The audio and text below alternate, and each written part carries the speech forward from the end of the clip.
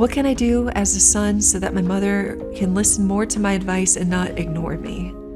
And I feel like this is actually a pretty universal thing, definitely for millennials and Gen Z. Both have this kind of shared experience, I think. And it's very unfortunate because I think that we're some of the most educated generations that have existed, and yet our parents will still treat us like we're too naive and we haven't lived long enough to know how the world works, and when we're older we'll understand, right? I'm 37 and I have my 4th child on the way, and I still get this from my parents, so I actually relate very deeply to this question.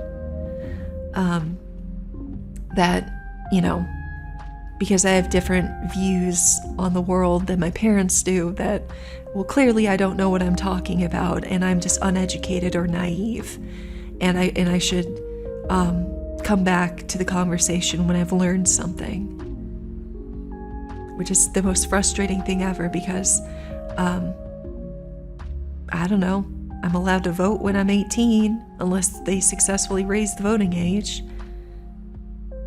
I have to be on my own health insurance plan at the very latest 26. So it's like, no, I'm pretty sure I've been doing my own taxes for 15 years. Nah, I think I know something. I think I know a little something about something. So I can very much relate to this question. As far as, I'm not sure so much that, like, as a son, Hope, thank you so much for the $3 donation. Thank you so much. That's going directly to some new outfits. Specifically, if I can only get one, I'm going to get the summer one because I think I have a good idea for that one. But I really would like a warm weather warm weather outfit too. So the $3 is going directly to that, and I appreciate it very much. Thank you. And I think that's my first dono on the channel, period. Hope, so thank you. My very first one ever.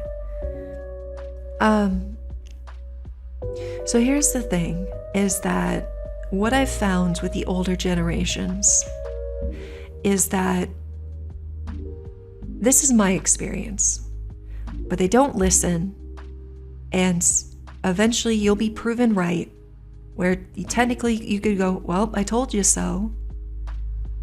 And in my experience, the older generations, the boomers and the generation before them, they don't apologize and they don't admit that they're wrong. That's my experience. I don't know why that is. I don't, because it's not hard to apologize, and it's not hard to be like, oh, well, it seems I was wrong about that. You were right. Like, it doesn't take much humility to do that. And yet, in my experience, I have never heard a boomer or older ever say they were sorry or that they were wrong.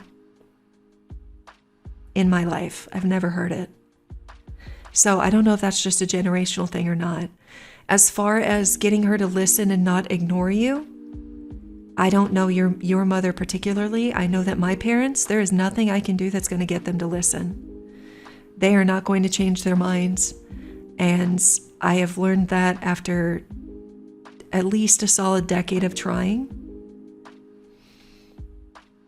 I know that's not what you want to hear, but as far what I don't know is how your mother ignoring you and not listening to you affects you, and that's what I'm most concerned with, because I do know that can take a toll, where you feel like it makes you feel stupid or useless, and you're not.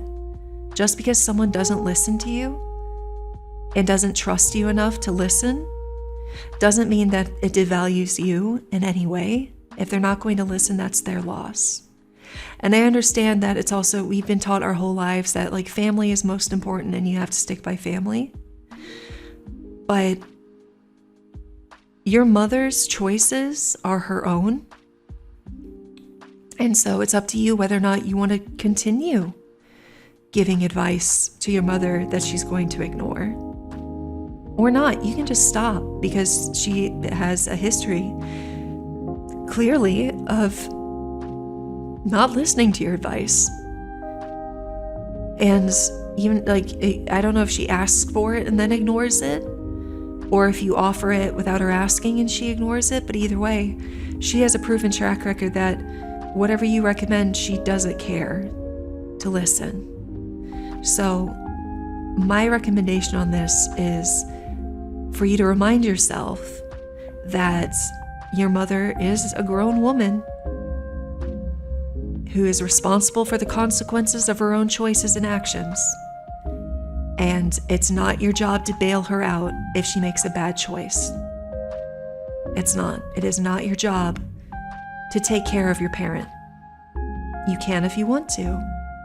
And your parent is very lucky if you do. But your parent is not your responsibility. So if she's going to ignore your advice, if it's going to protect your well-being to stop giving advice and just be like, all right, fine, do what you want, then do that. Protect your own peace. If she's making illegal choices, it's up to you whether or not you want to get a law enforcement involved. But again, it's not your responsibility to fix it for her. It's just, I think it's one of those things where it's like, if you want her to listen more to your advice and not ignore your advice, I get the feeling that your mother is making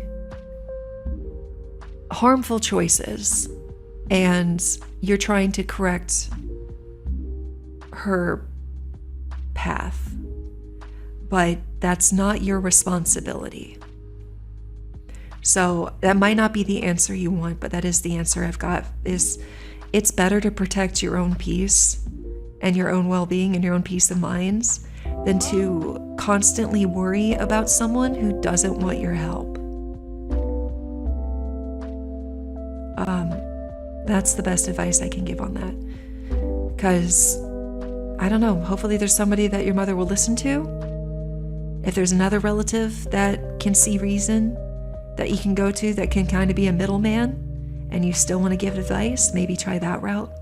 But just keep in mind, it is not your responsibility to try to fix your mother's mistakes. It's not your job.